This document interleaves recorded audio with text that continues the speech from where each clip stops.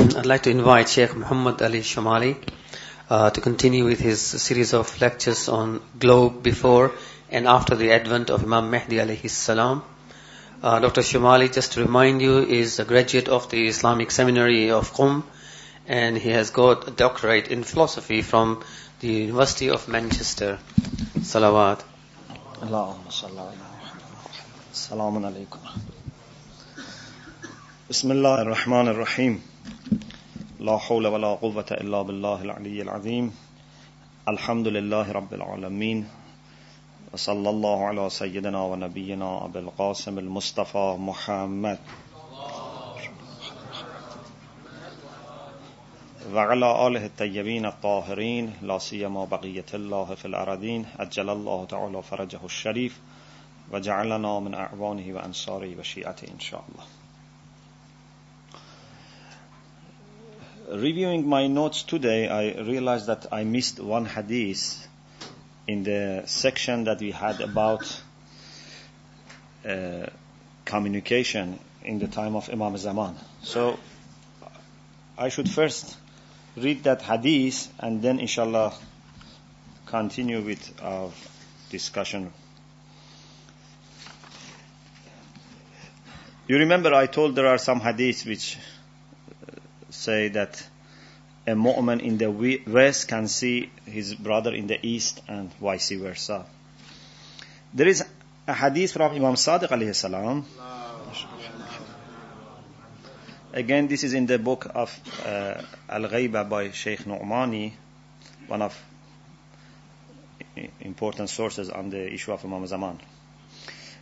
Hadith is from Imam Sadiq alayhi salam. إِذَا قَامَ الْقَائِمُ بعث في أقاليم الأرض في كل إقليم رجلا. When Imam Mahdi alayhi salam comes, he sends to every land, maybe it means every region or every city, every region you can say, a man, a person. So he sends a person to every place. يقول أهدك في كفك. Imam says, what you are supposed to do is in your hand, in your palm. إذا ورد عليك أمر. If something happens to you and you don't know what to do, look at your palm. There you find your answer. Is it a computer in the hand, or it's a means of communication that then they can easily find the answer from the headquarters? So they easily find out what should they do in that situation. This is some hadith that I thought I must mention. Okay, referring to the moral, cultural and religious situation, we already talked about some aspects of it, like the fact that many disagreements and debate rise. There would be many fitna. To remain loyal and faithful is very difficult, and at the same time there are believers who are very strong in their faith. We talked about these issues. One of the things that we should talk about is about women in Akhir al-Zaman. Before Imam Zaman alayhi salam comes, there would be women who are very pious and very committed and very prepared. And among close friends and associates of Imam Zaman, there are some women. But the general situation of women in Akhir al-Zaman, apart from mu'mineen or mu'minat, is not good. The same about men, but also about women, this is mentioned in hadith. There are many hadiths. One hadith is from Amirul Mu'mineen alayhi salam. يظهر في آخر الزمان واقتراب الساعة Imam Ali says, in Akhir al-Zaman and near the resurrection, وَهُوَ شَرُّ الْأَزْمِنَةِ, that would be the worst time, the worst age. يَزْهَرْ, appear, arise. نِسْوَةٌ, women who are كَاشِفَاتٌ عَارِيَاتٌ, women who are bare, who are naked. They have all kind of adornments, and they go out of religion, out of faith. They enter into any fitna, and they quickly jump towards shahawat, lower desires. And what is made haram by Allah subhanahu wa ta'ala, they consider it as allowed and permissible. And these women would be in Jahannam forever. In some hadith, which is mentioned by Sunnis also, for example in Sahih Muslim, there's an expression which says, Kasiyatun Ariyat.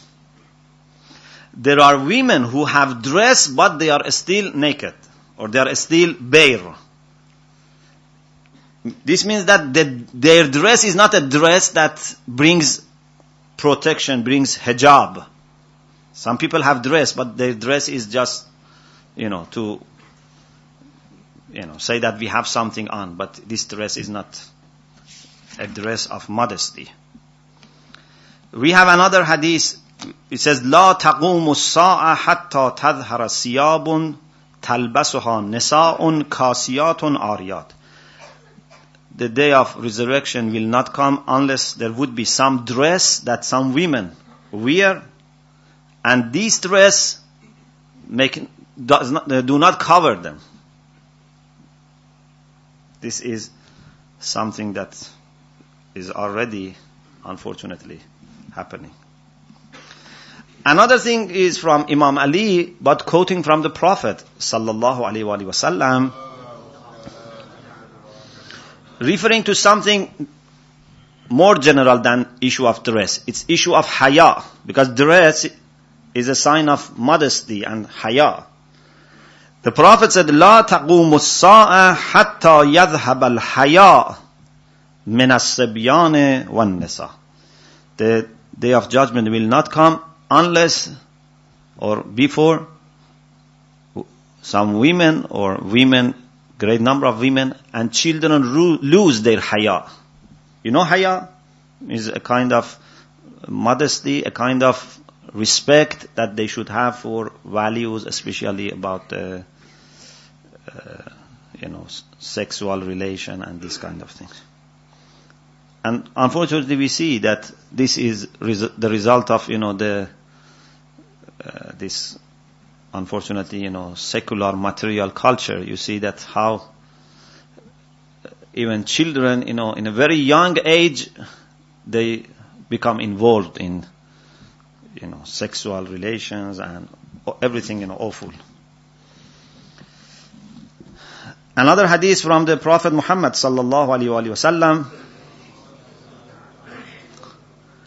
كيف بكم إذا فسد نساؤكم وفسق شبانكم ولم تأمروا بالمعروف ولم تنهوا عن المنكر. What will be your situation? This is the Prophet saying the Ummah. So it's not only about so even it's maybe happening to Muslims. And again we see this. What will happen to you? What will be your situation when your women become corrupt and your youths do not observe Sharia? And you keep silent. You don't enjoin the good and prohibit the bad. فَقِيلَ لَهُ وَيَكُونُ ذَلَكَ يَا رَسُولَ اللَّهِ. Some of the companions of the Prophet said, is it possible that our women lose their modesty, our youths become, fasiq, sinful, and we don't say anything? The Prophet said, yes, even worse than that will come. كَيْفَ بِكُمْ إِذَا أَمَرْتُمْ بِالْمُنْكَرِ وَنَهَيْتُمْ عَنِ الْمَعْرُوفِ. When you yourself enjoin the bad and prohibit the good.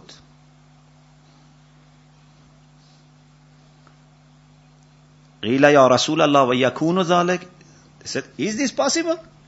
We even had difficulty in finding the first one possible, but you say, even this may happen, that we ourselves enjoying the bad and prohibit the good. And the Prophet said, نَعَمْ وَشَرٌ مِّن ذَلِكَ. Even something worse that is possible to happen. كَيْفَ إِذَا رَأَيْتُمُ الْمَعْرُوفِ مُنْكَرًا وَالْمُنْكَرَ مَعْرُوفًا. And that is when you find good as bad. Not only you enjoying the bad, you lose your understanding and you will have distorted understanding. So what is good, you think this is bad. What is bad, you find this is good. This is the worst case. That a person cannot understand what is good and what is bad. So, this is a warning about Akhir al-Zaman, and we must be very careful about the way that we do Amr al-Ma'ruf and Nahy al-Munkar or don't do, and about also our family and our children. Another thing about Akhir al-Zaman is, which is related to the discussion that we had last night, is that Islam will remain. Certainly Islam will remain, and there is no point of thinking that Islam will disappear. But in many, many cases, the true Islam would be missed. And there would be misrepresentation of Islam. For example, the Prophet sallallahu alaihi wasallam said, a time will come that nothing remained from the Quran except the print of the Quran, the impression of the Quran, the picture of the Quran. Quran is there. You can find thousands of Quran in every city, copies of the Quran. But the practice and implementation of the Quran would not be there. And وَلَا مِنَ الْإِسْلَامِ إِلَّا اسْمُهُ. And Islam will be there, but only as a name. Many people, you can understand by their names that they are Muslims. But if you don't know their names, and you look at them and, live with them, you don't feel that they are Muslims. There is no effect of Islam at all on their behavior, on their morality, on their manner, on their business, on their social relations. Yes, when they say, we are Muslims, or if they look Asian, or, for example, Arabs, you say, okay, it's very likely that these are Muslims. But a Muslim is not the one who is noticed by his name or by his color. A Muslim is the one that people, by looking at his behavior and his wisdom, must say, oh, this man must be a Muslim.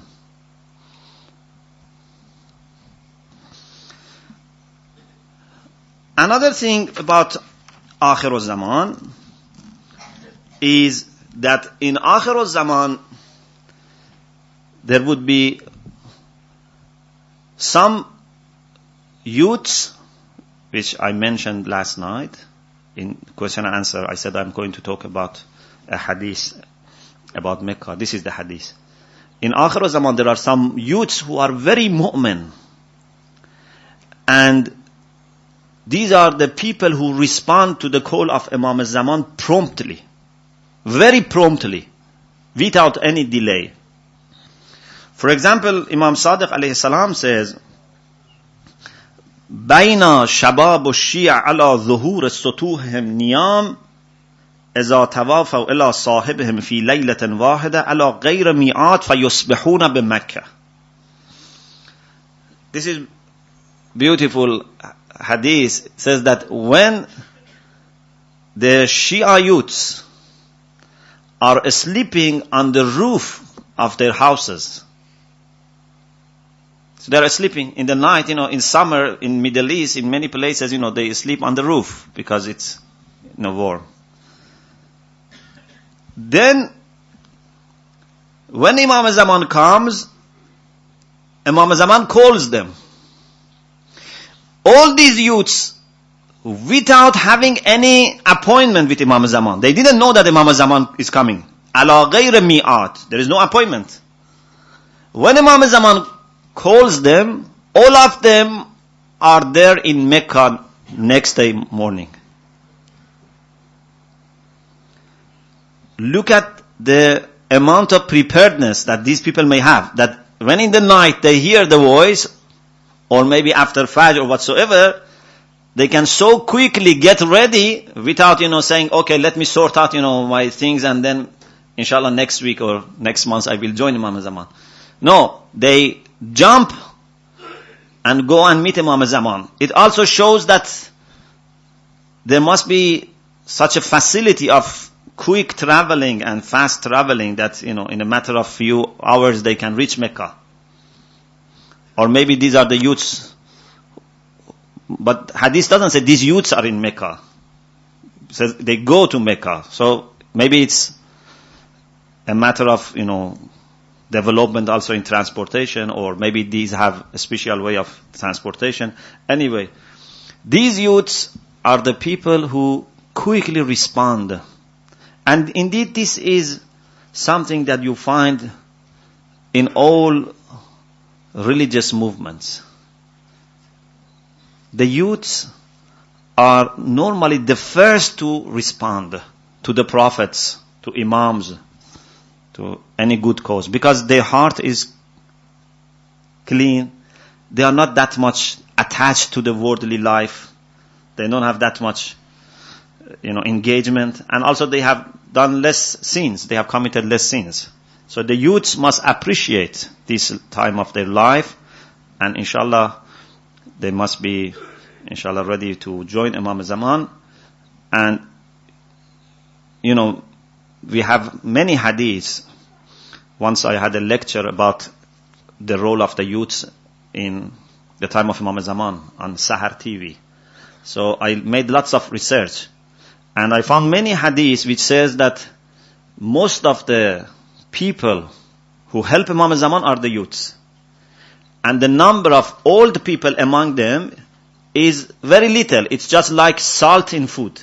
How much salt you need in food? Doesn't say chili, because you need lots of chili. But says salt. So you need a little salt. Yeah? So the old people are there, and these are the taste. Without them there is no taste. You need the elders. You need their experience. You need their presence. And this gives significance and weight. But the task is very demanding. Today you are here, tomorrow you are in another part of the world. Imam Zaman is sending you for all these missions. So the youths can undertake such a great job. And the majority of the people who help Imam Zaman are the youths. And even Imam Zaman himself is appearing as a young person. But young, when we say, according to hadith, is Imam Zaman when he appears is young. But hadith says that means some 30 years old. He appears as someone less than 40 years old. So the youths also would easily, relate to Imam Zaman, because Imam Zaman is not appearing as a person who is 100 years old or 150 years old. Imam Zaman himself appears as a young man, and most of the people who support him would be the youths. So this is about the situation about the youth. Another thing which is happening before Imam Zaman comes, and as I said, many of these things may happen a long time before Imam Zaman comes. Some of them may happen just before Imam Zaman comes. It's not that all of them start at the same time. Is that people would not implement Islamic law. People would not act according to the laws of Sharia. And as we have in Hadith, أُتِّلَ الْكِتَابِ وَأَحْكَامُهُ. The Quran and its rulings will be suspended. maybe inshallah we can say that we have passed this and now we are inshallah improving. Maybe 30 years ago, 40 years ago, you could hardly see people who practice Quran. Now, alhamdulillah, maybe it's better. Maybe now we are approaching the time of Imam Zaman and we are, witnessing some change. But still, how much we practice the Quran and how much we implement the Quran, maybe 10%. If you are very optimistic, maybe 10%.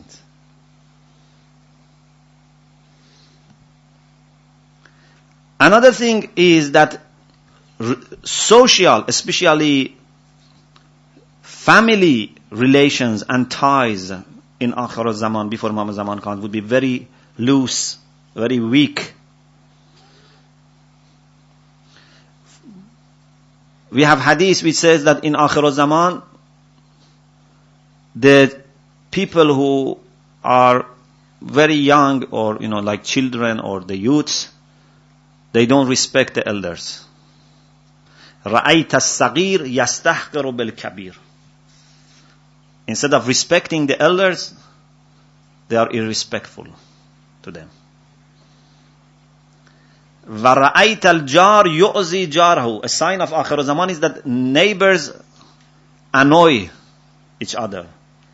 A neighbor does not respect the right of the neighbor.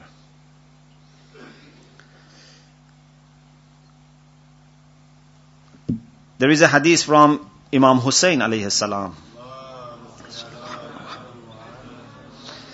Imam Hussein says that Faraj will not happen, the advent of Imam Zaman will not happen until you detach yourself from each other. يَبْرَأْ بَعْضُكُمْ مِنْ بَعْضٍ. Instead of having very close and intimate relations, you yourself start fighting each other and disassociating yourself and detaching yourself from each other. وَيَلْعَنُ بَعْضُكُمْ بَعْضًا. You mu'mineen will curse each other. And يَدْفُلُ بَعْضُكُمْ فِي وَجْهِ بَعْضٍ. Even some people may split in the face of other people. And then some person said, oh, Imam Hussein, so if this is the case, مَا فِي ذَلِكَ خَيْرٌ. So there is no good thing, no goodness in that time. Then Imam Hussein said, Al-khayru kulluhu fi zalik. Indeed, all goodness is in that time. And zalika yaqumu qa'imuna fayarfa'u zalika kullah. Indeed, this is the time when our qa'im will come and remove all these bad relations and brings love and reconciliation to the people. This is very beautiful hadith.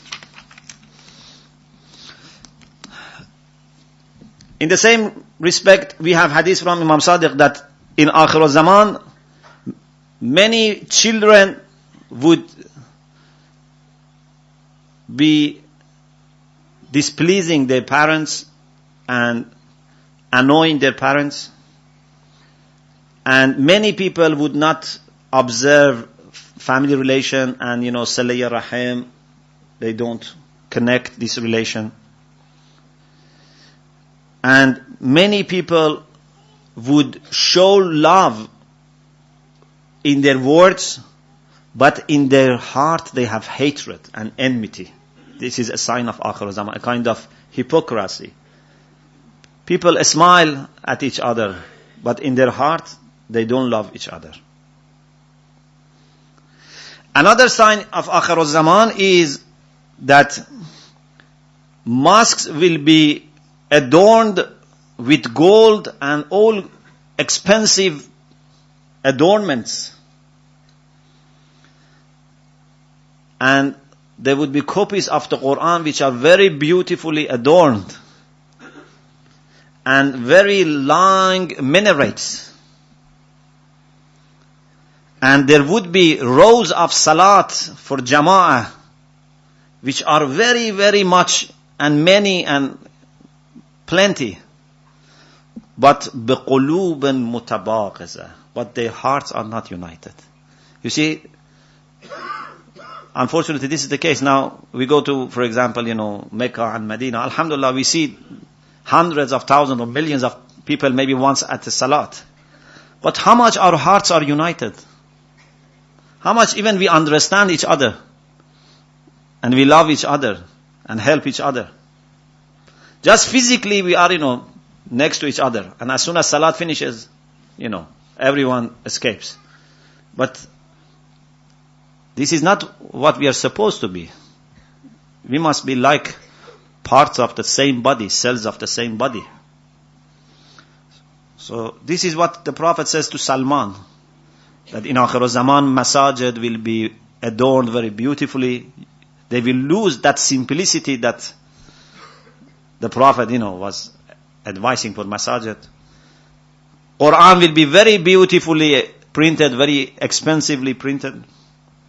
There would be long minarets, and sufuf and rows for salat would be multiplied, but the hearts are not loving each other and are not united. And another thing is that in Akhir al-Zaman, riba or usury will become a phenomenon which is not blamed. Riba has always been there, but something that people would not consider it as something wrong. They don't blame people if they take or give interest.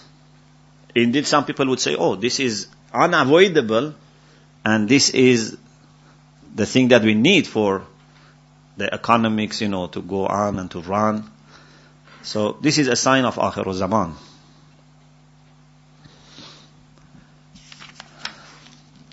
Another thing is that in Akhir al-Zaman, you find brothers that can be completely trusted very little, very few. Aqallu, this is from the Prophet sallallahu alaihi wasallam. Aqallu ma yakunu fi akhir az-zaman. The thing that is most difficult to find in Akhir al-Zaman, the least thing that you can find in Akhir al-Zaman is one, akhun yuthaqu bih, a brother that you can trust. Brother here means mu'min, means friend.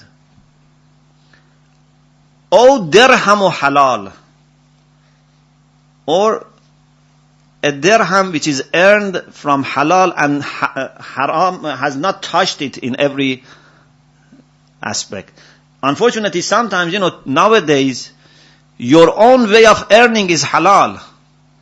But there is so much, interconnections with other businesses and, with money of other people and this system of, banking and all these things. The money that you give to the people and then they give you back. So even if you are working hard, still you don't know whether this is really halal or not. It's very difficult. Of course, from a legal point of view, if you perform your wajibat and you don't know this is haram, it's okay. But in reality, it's very difficult to make sure that this is halal, especially in Akhir al-Zaman. Another hadith, again from the Prophet sallallahu alaihi wasallam.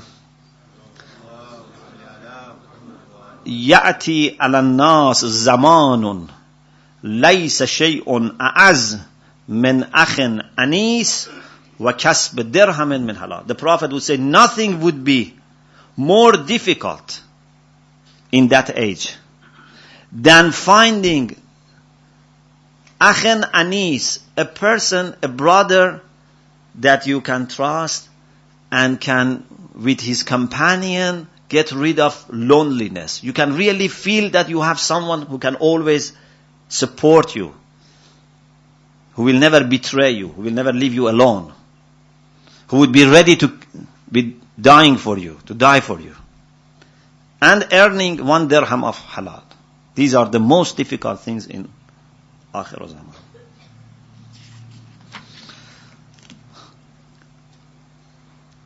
Okay, I think I should stop here, and inshallah we continue inshallah tomorrow. So if there are questions, please put forward. Any questions from the ladies?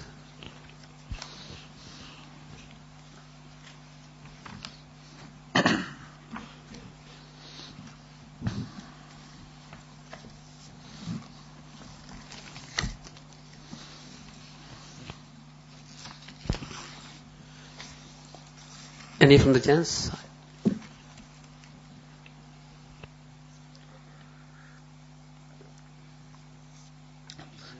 Any from the ladies again?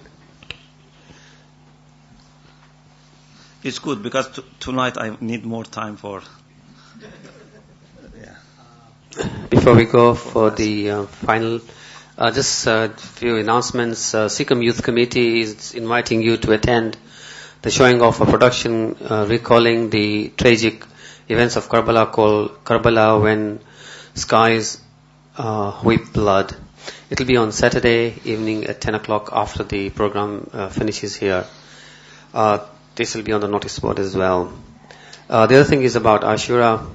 The Shia Ethnashi Community of Middlesex has declared the first of Muharram was on Friday night, that is Saturday day, and therefore the Ashura day is Monday. However, the Executive Committee has decided instead to commemorate Ashura on Tuesday, 30th of January, so as to be united with the majority of the Shia brothers and sisters who are commemorating that day. So Ashura day is Monday, but we are commemorating on Tuesday. The program of Ashura on Tuesday will start at 10 a.m. with the Amals for the day of Ashura. This will be at 2 o'clock with food. And Shami Ghariba program will start at 5 in the evening with Maghrib and Isha prayers. If more details of the program will be given later on. Also, for other programs of the Shia Ethnashi Community of Middlesex, please go on to our website sicm.org.uk. We have a lot of programs for the ladies and the youth and the men, and also mixed in the sense that we go and have programs together. Salawat. Allah sallallahu.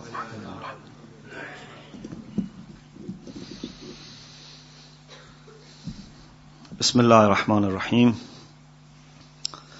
Tonight I spoke about the youths. So I think it's good to talk about some of the youths and indeed teenagers who were martyred supporting Imam Hussein alayhi salam. In particular, inshallah, I would like to talk about two sons of the lady Zainab and the son of Imam Hassan alayhi salam, Qasim, who was in Karbala and wanted to become a martyr.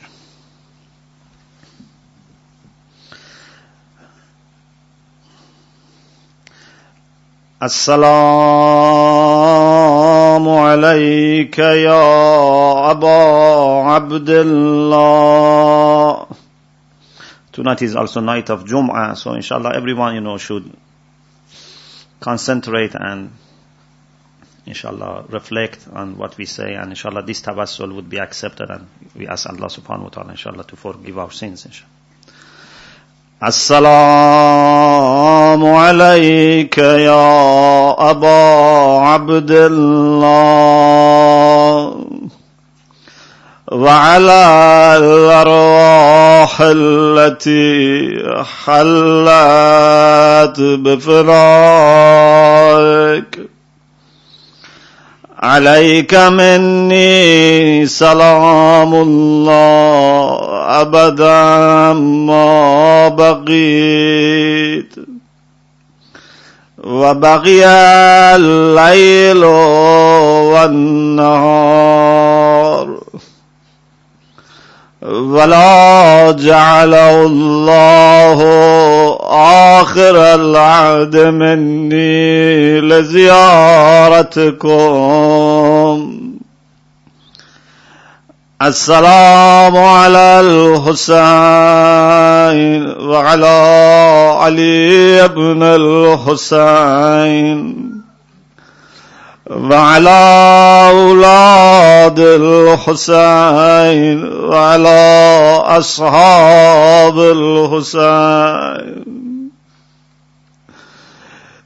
When Ali Akbar became martyr, Qasim, the son of Imam Hassan, was no less passionate in his supplication for the Imam's permission to die on the battlefield. To Qasim's repeated request, his uncle's reply was, "My dear child, how can I permit you to go when I know for sure that death awaits those who venture out? Your father, my beloved Hassan, had entrusted you to my care on his deathbed. My heart trembles at the very thought of sending you into the jaws of death, because Qasim was only 14 years old, and he was the son of Imam Hassan." This reply of Imam Hussein broke Qasim's heart. He thought that his uncle would never give him permission to go and fight. With tears in his eyes, he stood there, not knowing what to do to secure Imam's permission. At that moment, Zainab went to Imam Hussein. With folded hands, she said to Hussein, "My dearest brother, in my whole life I have never asked you for anything. Now for the first time I am requesting you to grant me one wish. Let my sons follow in the footsteps of Ali Akbar." Hussein looked at Zainab and another son. With his head bent, he replied, "Zainab, my dearest sister, I find it impossible to deny your first and last request, though my granting it makes my heart sink within me." Then Imam looked at Aoun and Muhammad, sons of Zainab, and told them, "My dear children, go forward and fulfill your heart's desire to die like heroes. I shall soon be joining you on your journey to eternity." This made Aoun and Muhammad very happy. They went towards their mother Zainab and fell at their mother's feet and asked her for her blessing. But what about Qasim? When Qasim saw that Aoun and Muhammad had been given permission, he rushed to his mother's tent. He was very disappointed that he couldn't fight for Imam Hussein. He told his mother that Aoun and Muhammad had secured the Imam's permission on the intercession of their mother. But I had nobody to plead on my behalf with my uncle. Then he said, if I am not destined to become a martyr on this day, life has no charm left for me. Then the mother of Qasim thought maybe she should go and talk to Imam Hussein. As widow of his brother, maybe Imam Hussein accepts. But she was reminded of a letter given to him by Imam Hassan. A letter for Qasim and a letter for Imam Hussein. Fortunately, she had brought those letters to Karbala in a box. So said Qasim, your father has predicted this and has left a letter for you. Then Qasim quickly opened the envelope and read the letter of Imam Hassan. My child, when this letter reaches you, I will not be any more with you. When you read it, you will find yourself torn with a conflict between your desire to do your duty and fulfill your obligations and demonstrate your love and esteem for your uncle and his love and affection for you, compelling him to hold you back. My Qasim, I have provided for this event by arming you with a letter for my dearest brother Hussein. You may deliver the letter to Hussein so that he may grant you your heart's desire. There is much that I could say for this occasion, but when you read this, you will find that time separating us is not so long. So hurry along, my child, as I am waiting for you with open arms to welcome you. So Qasim decided to go quickly and pass the letter to Imam Hussein. But what happened when he reached Imam Hussein? Imam Hussein and Abbas were looking at sons of Zainab in the battlefield. He found Imam Hussein standing outside Zainab's tent, looking towards the battlefield. Qasim knew that they were all watching Own and Muhammad. How could he disturb his uncle at such a time?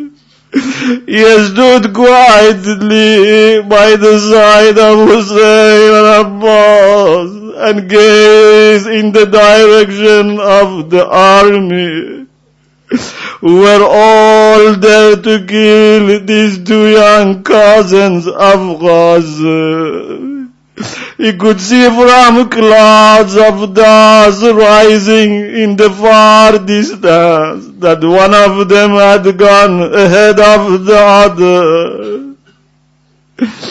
Not so far away, he could see that the younger one, Muhammad, battling against a number of enemy soldiers. A few minutes later, they saw On falling from his horse and giving a cry to his uncle to come to him and carry his body. Hussein, who had already borne the afflictions of his companion's death and the loss of Ali Akbar, seemed to wince as if he had received a stab in his chest. He turned to Zainab to see the reaction of Zainab.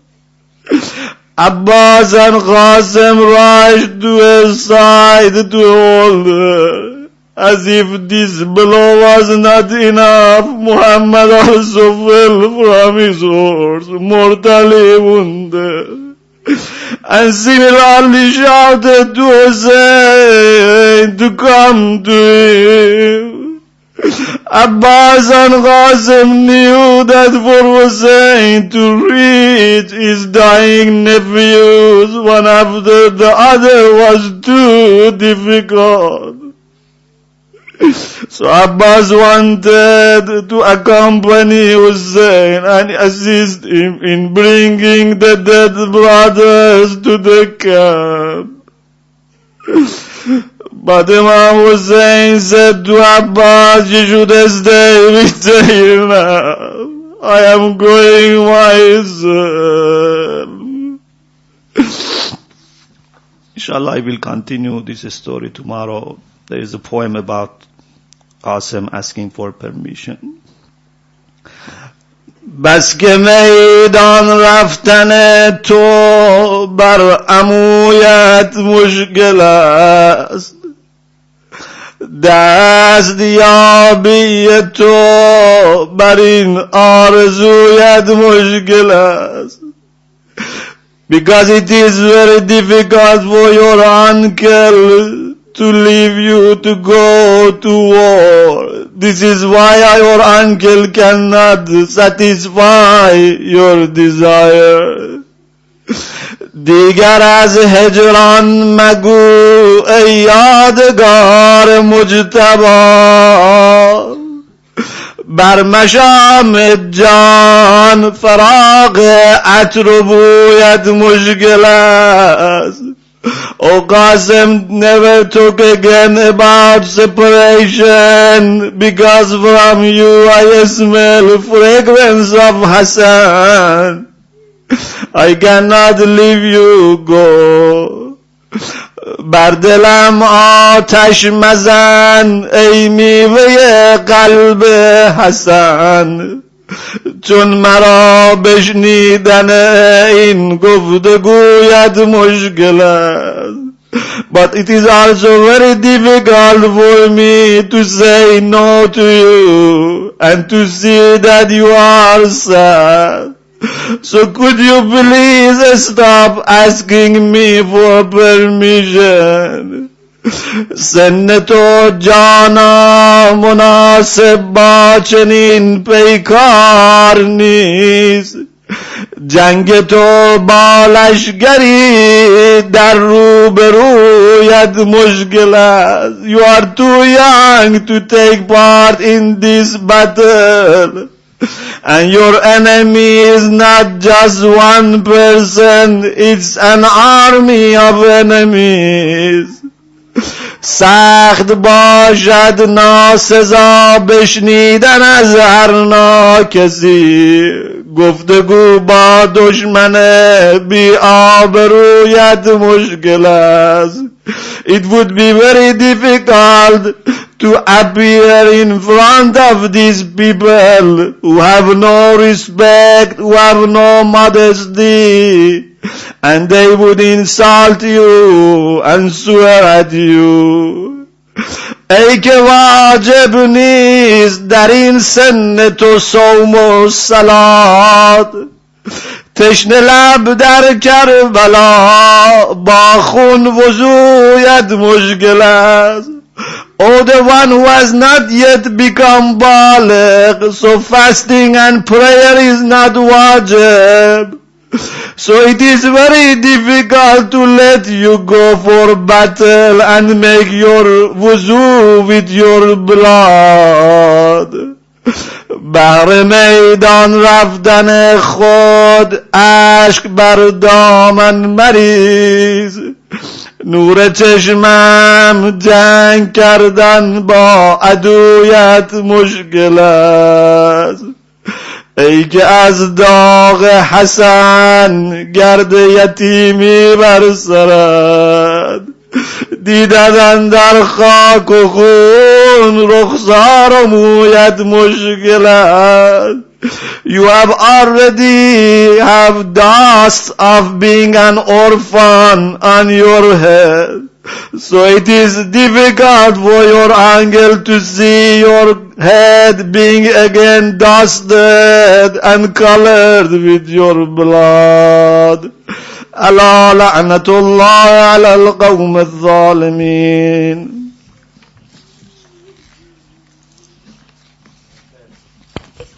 Ya Hussein.